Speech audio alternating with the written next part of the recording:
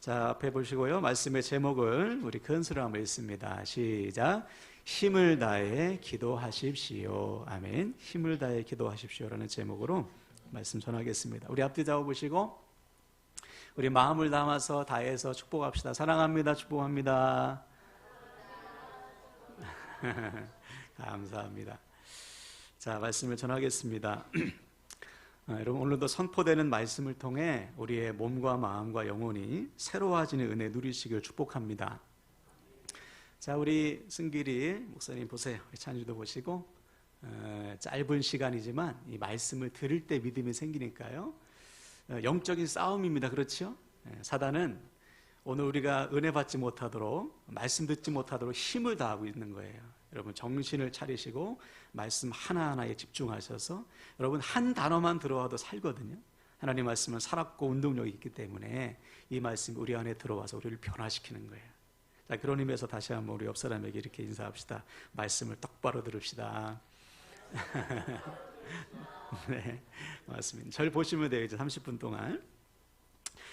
올 한 해 하나님께서 우리에게 주신 비전은 칭송하는 교회, 세상이 칭송하는 교회였어요. 왜 우리가 세상이 칭송하는 교회가 되어야 하냐면 그때 세상이 우리가 전하는 말에 귀를 기울이기 때문이죠.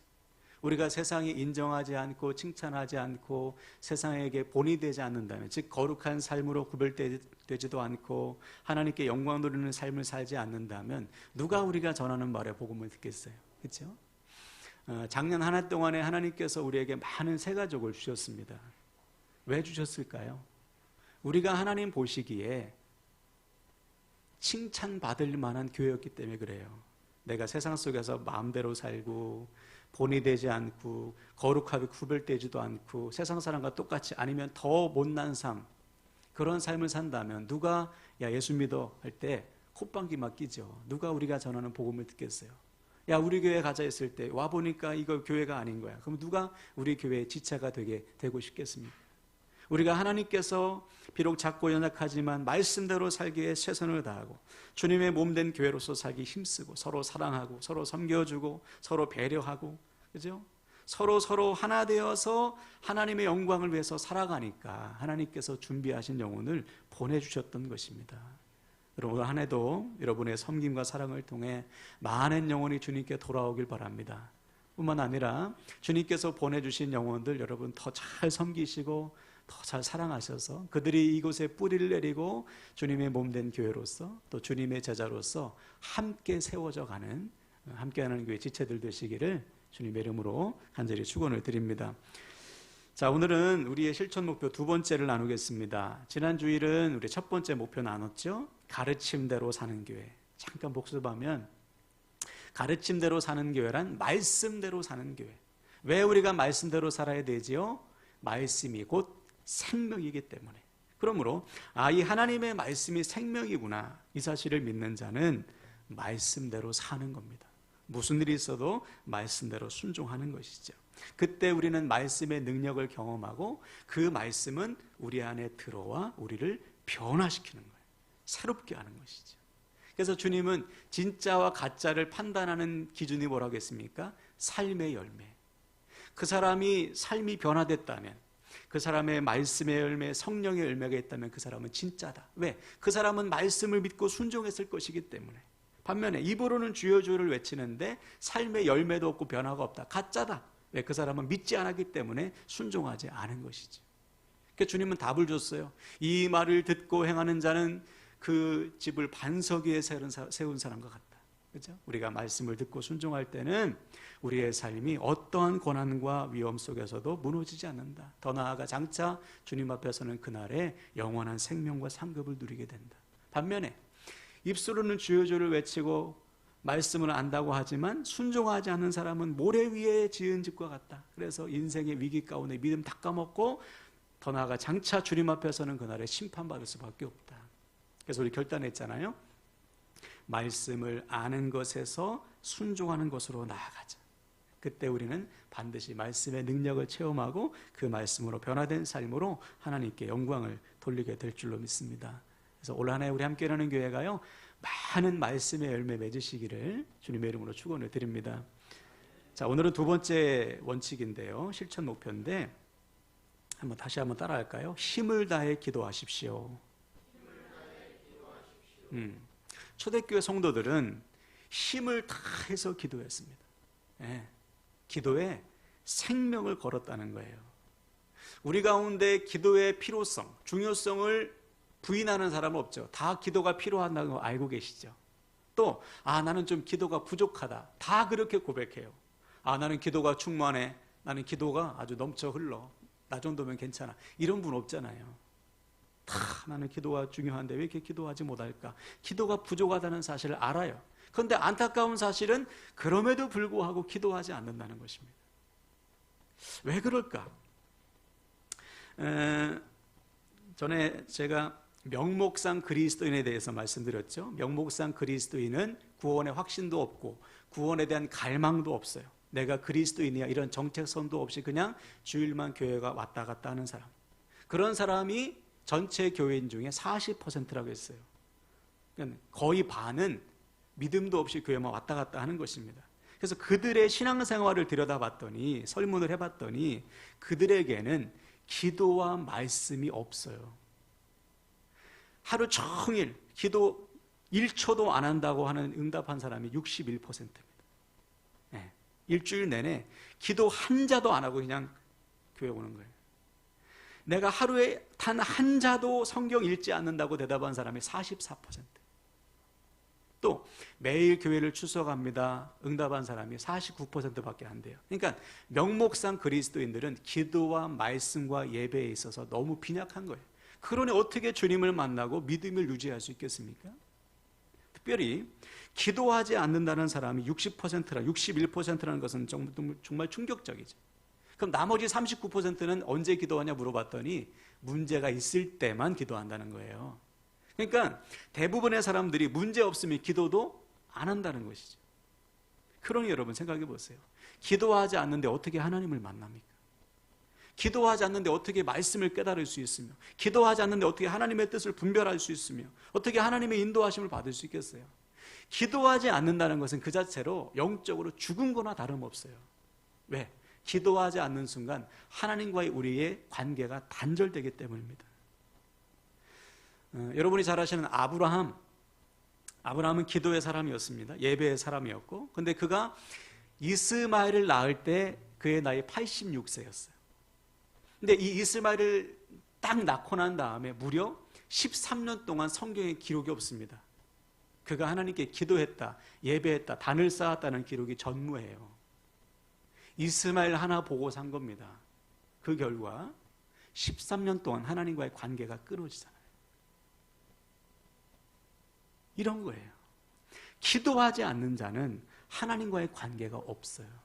기도를 멈추는 순간 하나님과의 관계가 단절돼. 하나님과 단절되는 순간 우리의 영적인 생명은 죽어가는 것입니다. 그래서 어떤 신학자는 기도를 가리켜서 영혼의 호흡이라고 말했어요. 여러분 언제 우리가 죽죠? 여러분 먼 훗날에 죽으셔야 되는데 언제 우리가 죽습니까? 우리의 코끝에서 호흡이 끝날 때 죽는 거예요. 내뱉은 숨을 들이마시지 못하면 죽는 거예요. 그래서 우리의 코끝에서 호흡이 탁 떠나는 순간 우리의 생명은 끝나. 기도도 마찬가지예요. 기도를 멈추는 순간 영적인 생명은 끝나가는 거예요. 그래서 바울은 우리를 향해서 이렇게 명령했죠. 데살로니가전서 5장 17절 한번 따라할까요? 쉬운 말씀이니까 쉬지 말고 기도하라. 바울은 우리에게 명령해요. 여러분 기도를 쉬면 안 됩니다. 왜? 죽으니까. 오죽하면 사무엘 선지자는 기도를 쉬는 것은 뭐라고 했어요? 죄라고 그랬잖아요. 기도를 쉬는 것은 죄와 같다. 네. 그 정도로 기도는 우리의 믿음과 삶에 있어서 생명과도 같은 것입니다. 자, 그럼 여기서 질문 한번 속으로 대답해 보세요. 이렇게 중요한 기도를 왜 안 할까요? 이렇게 중요한 기도를 사람들은 왜 하지 않는 것일까?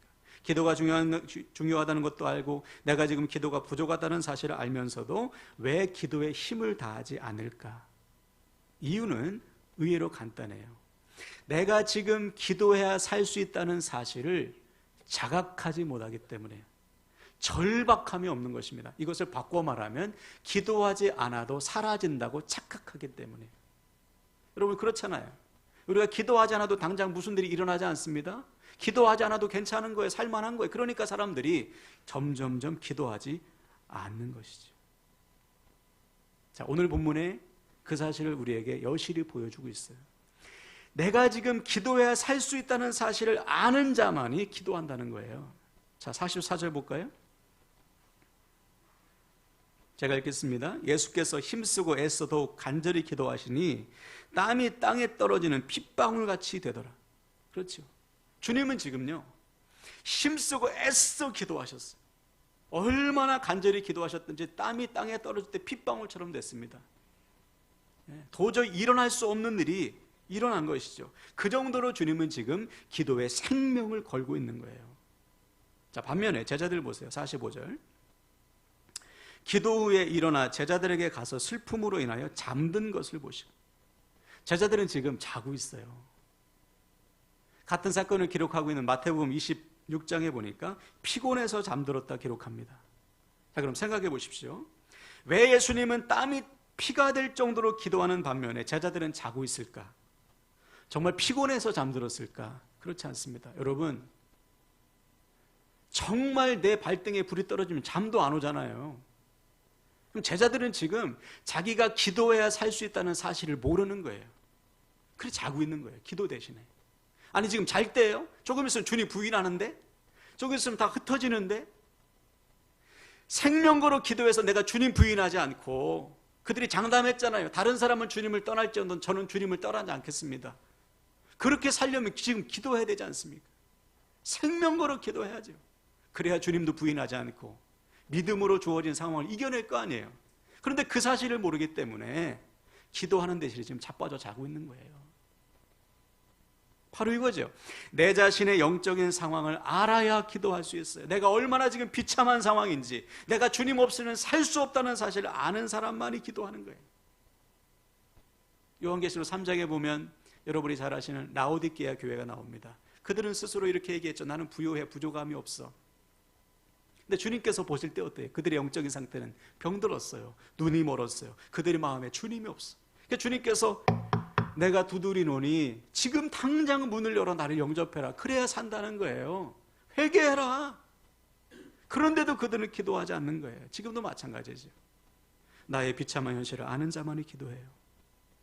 나의 믿음 없음, 하나님 없이 살아가는 내 인생의 공허함, 무가치함, 은혜 없이는 회복될 수 없는 내 영적인 상태를 아는 자만이 하나님 앞에 나아가 기도하는 거예요. 기도하지 말라고 해도 하나님 앞에 나아가 엎드리는 거예요. 반면에 하나님 없이도 뭐 살만하지 이렇게 착각하는 사람은 기도해라 해라도 안 해요. 물론 발등에 불이 떨어지면 기도하죠. 그러나 문제가 해결되면 또다시 은혜 다 까먹고 기도하지 않는 거예요. 그래서 기도하지 않는 사람에게 나타나는 뚜렷한 증상 중에 하나가 뭐냐? 바로 시험에 드는 겁니다. 46절 보세요. 이르시되 어찌하여 자느냐? 시험에 들지 않게 일어나 기도하라. 기도하지 않는 자에게 나타나는 특징이 뭐냐? 시험에 드는 것입니다. 이 시험에 들다는 것은 헬라어로 직역하면 시험 안으로 들어가다라는 뜻이에요. 무슨 말인가? 기도하지 않는 자는요, 문제가 생기면 문제 안에 들어가요. 문제 안에 폭 갇혀요. 거기서 옴싹달싹 못하는 거예요. 염려, 낙심, 절망. 그래서 늘 문제 안에 갇혀서 문제를 묵상하며 문제 안에 파묻혀버려 무너지고 자빠지는 것이죠. 반면에 기도하는 자는 시험에 드는 대신에 그 시험거를 가지고 주님 앞에 나아갑니다. 전능하신 하나님께서 이 문제를 해결하실 것을 믿고 주님 손에 맡겨드리는 거예요. 그때 그는 문제를 해결하시는 하나님을 만나게 되는 것이죠. 여러분, 홍해 앞에서 백성들 보세요. 그들은 그 홍해라는 문제에 폭 갇혔죠. 절망하고 낙심합니다. 우리 죽었구나, 끝났구나. 왜 우리를 인도해서 이 어려움을 겪게 하냐. 하나님 원망해요. 반면에 모세는 어떻습니까? 그 문제를 하나님 앞에 맡기죠. 그래서 믿음으로 선포하죠. 오늘 구원을 베푸실 하나님을 바라보자. 결국 홍해를 가르치는 하나님을 만나잖아요. 똑같은 문제인데 기도하는 자는 시험에 들지 않아요. 기도하지 않는 자가 시험에 드는 것입니다. 그러므로 사랑하는 여러분, 우리는 어떤 순간에도 기도를 멈춰서는 안 됩니다. 기도를 멈추는 순간 시험에 들고요. 기도를 멈추는 순간 영적인 생명이 끊어져요. 그러므로 매 순간 우리의 영혼을 살펴서 우리는 기도해야 되고, 어떤 문제를 만나든지 시험에 드는 대신에 주님께 기도함으로 그 문제를 통해 합력하여 선을 이루시는 하나님을 만나야 되는 거예요. 올 한해 우리의 기도가 더욱 힘써 기도하는 기도로 회복되길 축복합니다. 자, 그럼 여기서 두 번째 질문해야 돼요. 그러면 오늘 주님께서 그토록 땀이 피가 될 정도로 기도하신 이유가 뭘까? 우리는 주님처럼 기도해야 되는데 과연 무엇을 위해서 이렇게 우리는 힘써 기도해야 될까? 생명 걸어 기도할 이유가 뭐가 있을까요, 여러분? 42절에 이유가 나와 있어요. 이르시되 아버지여, 만일 아버지의 뜻이거든 이 잔을 내게서 옮기시옵소서. 그러나 내 원대로 마시고 아버지의 원대로 되기를 원하나이다 하시니. 그렇죠. 한번 따라할까요? 아버지의 원대로. 이거예요. 주님께서 지금 기도에 힘을 다하신 이유는 뭐냐면 아버지의 뜻, 아버지의 원대로 순종하시기 위함입니다. 왜?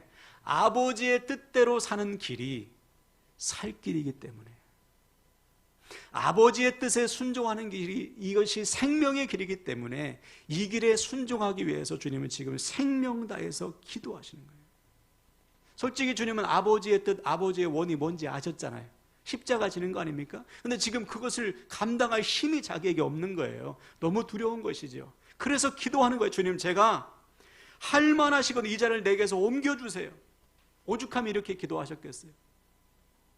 순종하기 위해서 생명 다하는 것이죠. 만약 주님의 기도가 여기서 끝났다면 옮겨주세요, 못합니다, 항복, 저는 못하겠어요. 그러면 지금 우리에게 구원은 없죠. 그러나 주님은 하나님의 뜻에 순종하기 위해서 생명 걸어 기도하신 거예요. 그때 하나님께서 43절에 보니까 천사를 보내서 주님의 기도를 도우십니다. 즉 우리가 주님의 말씀에 순종할 수 있도록 힘을 다하시는 하나님께서도 그 결과 나의 원대로 마시고 아버지의 원대로 되기를 원합니다. 기도가 바뀌잖아요. 결국 순종하시지 않습니까? 이거예요. 우리가 정말 애써 힘써 생명 걸어 기도해야 될 이유는 하나님의 뜻대로 순종하기 위함입니다. 하나님의 뜻을 분별하고 그 뜻대로 살기 위해서는 생명을 거는 기도가 필요한 거예요. 여러분이 잘 아시는 기도의 사람 다니엘을 보세요. 사자굴에 던져질 것을 알면서도 그는 기도합니다. 우리 같으면 30일 기도 그냥 안 하면 돼. 고난 안 받잖아요. 오늘부터 30일 동안 바벨론 왕 외에 다른 신에게 기도하는 자는 사자굴에 던져넣습니다. 그래? 그럼 30일 쉬어야지. 이러면 돼요. 고난 안 받아요. 그러나 그는 기도합니다. 하나님의 뜻이 뭔지, 그리고서 사자굴에 던져지는 거예요. 뜻에 순종하는 것이죠. 왜? 그 길이 살 길이기 때문이지. 바울과 실라는 왜 감옥 속에서 매를 맞고 기도하죠? 그냥 로마 시민권 보여주면 돼. 잠깐 나 로마 시민권자야. 나 때리면 안 돼. 감옥에 가둘 수 없어. 근데 그는 매를 맞고 감옥에 가서 기도하잖아요. 그들은 왜? 하나님의 뜻을 묻는 거예요. 하나님, 제가 말씀대로 지금 사는데 왜 고난당하죠? 무슨 뜻이 있죠? 그 자리에서 하나님의 뜻을 구하면서 기도하는 거예요. 생명 걸어서 그 결과 간수와 그의 가족을 구원하시는 하나님을 만나잖아요. 이런 거예요. 우리가 정말 힘을 다해 기도해야 되는 이유는 하나님의 뜻을 분별하고 순종하기 위함이에요.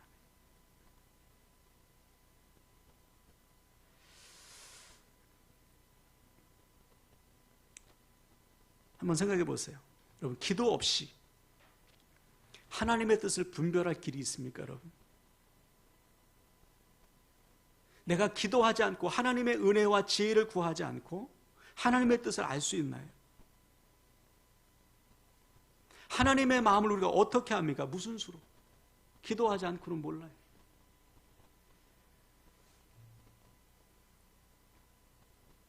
기도 없이는 하나님의 뜻대로 살 수 없어요. 말씀을 알기는 알죠. 어떻게 순종합니까, 여러분? 기도 없이 순종이 되나요? 하다못해 내 가족을 사랑하는 것도 기도 없이는 안 돼요. 하나님의 뜻을 알지만 오늘 주님처럼 십자가 지는 거 못합니다. 목숨 걸어 기도해야 십자가 질 수 있어요. 여기에 우리가 생명을 걸어야 되는 것이죠. 자, 그런 의미에서 지난 한 주간을 돌아보세요. 여러분, 하나님의 뜻대로 살기 위해서 생명 걸어 기도하셨습니까? 하나님의 뜻을 분별하기 위해서 여러분 힘을 다해서 기도하셨나요? 세상 속에서 주어진 일을 할 때, 공부할 때, 사람을 만날 때, 문제를 해결할 때 힘써 기도하며 우리 주님처럼 하나님의 뜻을 구하고 하나님의 인도하심을 받았냐 말이에요. 아니면 너무 바빠가지고 제가 기도 못했습니다. 여러분 속지 마세요. 바쁘니까 더 기도하셔야 돼요. 일이 많으니까 더 하나님께 맡겨야 되잖아요.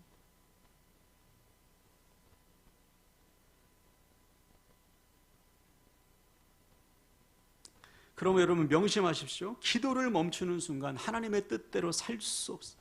기도하지 않고는 불가능한 거예요. 우리 주님처럼 생명을 다해 기도할 때만이 그 뜻을 분별하고 그 뜻에 순종할 수 있는 것이죠.